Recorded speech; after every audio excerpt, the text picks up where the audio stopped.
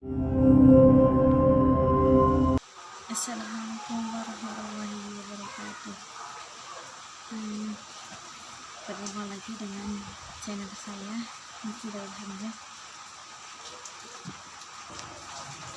Saya di sini akan menjelaskan salah satu kitab yang sudah dijelaskan. Salah satunya yang sudah dijelaskan di Pondok Pesantren Jamiyah Islami Bujayu. Saya memilih kitab Arba'in Nawawi sampai kitabnya seperti ini.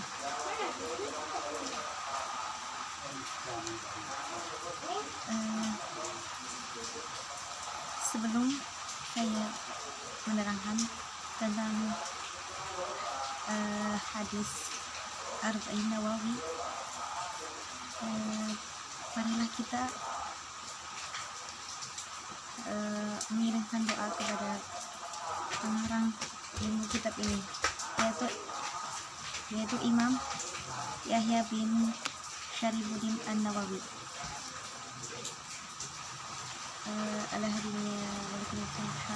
Al-Fatihah. Bismillahirrahmanirrahim.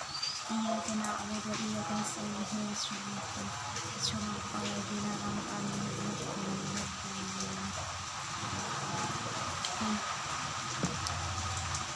di sini saya akan menerangkan hadis bab yang ke-6. Hadis nomor Arba'in Nawawi bab ke-6 tentang subhat.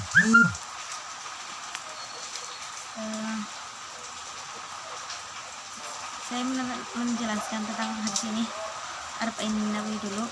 Hadis ini itu berisi 40 hadis. Terus saya mulai saja dari awal. Bab yang ke-6 yaitu hadis yang ke-6 yaitu menerangkan tentang bab subhat. Saya akan membacakan dulu. Bismillahirrahmanirrahim. Al-hadis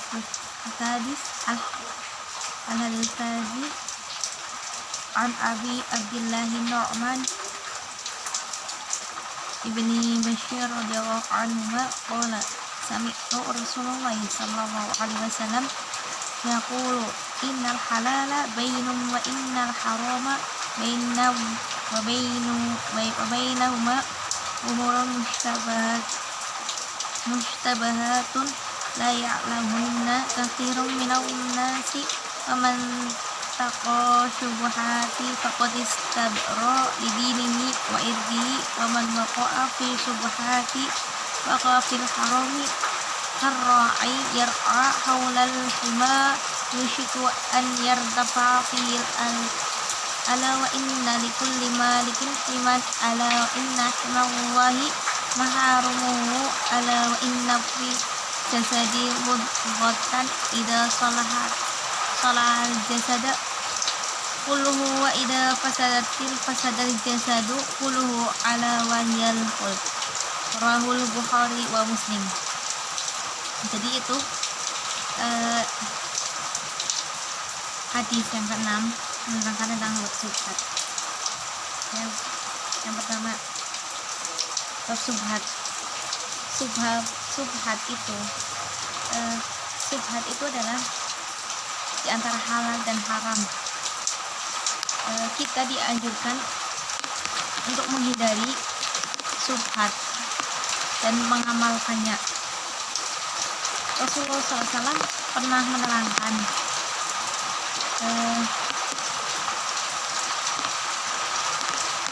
tentang hadis sebagai penentu baik atau buruknya seseorang. Dari Abu Abdillah Nu'man bin Bashir radhiyallahu anhu berkata, aku mendengar Rasulullah sallallahu alaihi wasallam bersabda, sesungguhnya yang halal itu jelas dan yang haram itu jelas. Keduanya itu memiliki perkara yang samar-samar atau mustabihat atau subhat. Kebanyakan manusia tidak mengetahuinya. Maka barang siapa yang menjaga dirinya dari samar-samar atau subhat itu, berarti ia telah menjaga kehormatannya dan telah menyelamatkan agamanya. Dan barang siapa terjerumus ke dalam wilayah yang haram, seperti pengembala yang mengembala di suatu wilayah atau daerah yang terlarang, maka dia hampir terjerumus ke dalamnya. Ingatlah, setiap raja memiliki larangan, dan ingatlah bahwa larangan apa-apa yang diharamkannya. Ingatlah bahwa dalam jasad atau sekarat daging, jika ia baik, maka baiklah seluruh jasadnya, dan jika ia rusak, maka rusaklah seluruh jasadnya. Ketahuilah bahwa segumpal daging itu adalah haji. Hadis ini merupakan salah satu pokok syariat Islam, yaitu tentang hal-hal yang boleh dilakukan, halal, dan tidak boleh dilakukan atau haram, serta antara boleh dan haram atau subhat. Pengertian subhat atau samar yaitu setiap hal yang dalilnya masih dalam pembicaraan atau pertentangan, maka menjauhi perbuatan semacam itu termasuk waro. Sebagian ulama berpendapat hal semacam itu haram.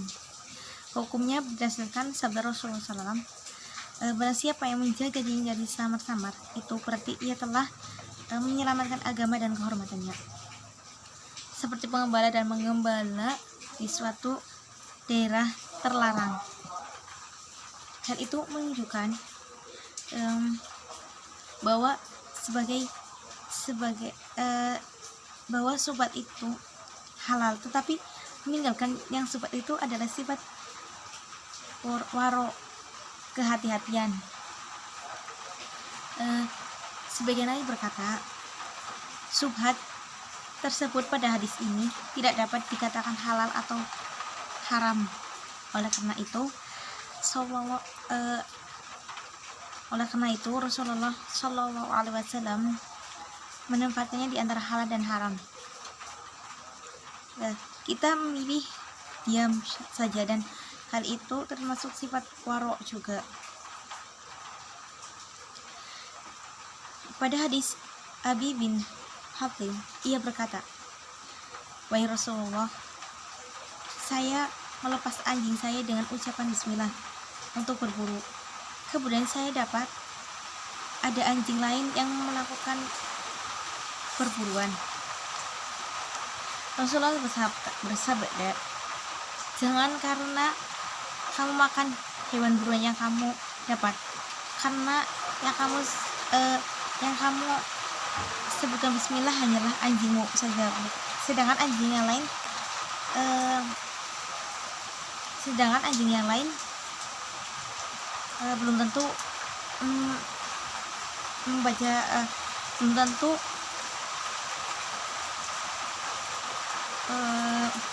diniatkan dengan bismillah.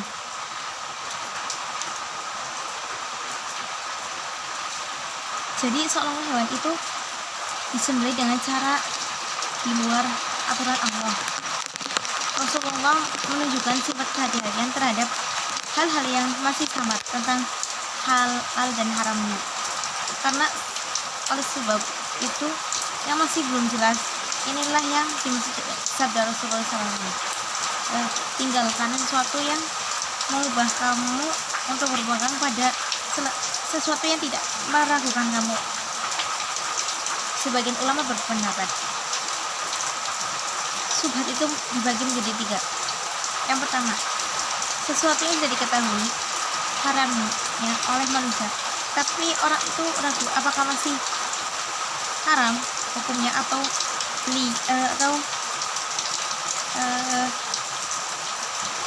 hukumnya haram. Contohnya makan daging hewan yang tidak pasti cara penyembelihannya, maka daging semacam itu tidak pasti cara penyembelihannya dan haram hukumnya kecuali terbukti dengan yakin telah disembelih sesuai aturan Allah. Yang kedua, sesuatu yang halal tapi masih diragukan kehalalannya. Contohnya seorang laki-laki yang punya istri, namun ia ragu-ragu apakah dia telah memberikan talak kepada istrinya atau belum, ataukah istrinya seorang perempuan budak atau sudah dimerdekakan. Hal itu hukumnya mubah hingga diketahui kepastian haram. Dasarnya adalah hadis Abdullah bin Zaid yang ragu-ragu tentang hadis, padahal sebelumnya beliau yakin telah bersuci. Yang ketiga, seorang ragu-ragu tentang sesuatu yang seorang ragu-ragu tentang sesuatu yang tidak tahu apakah hal itu haram atau halal. Dan keduanya itu kemungkinan ini bisa jadi sedangkan tidak ada petunjuk yang menguatkan salah satunya. Hal semacam itu sebaiknya dihindari, sebagaimana Rasulullah pernah lakukan pada kasus sebuah kurma jatuh yang beliau temukan di rumahnya. Lalu beliau bersabda, kalau saya tidak takut kurma ini dari barang zakat, tentulah saya telah memakannya. Orang yang mengambil sikap hati yang berlebihan seperti tidak menggunakan air bekas yang masih suci dan khawatir terkena najis, atau tidak mau sholat di suatu tempat yang bersih karena khawatir ada bekas air kencing yang rusak.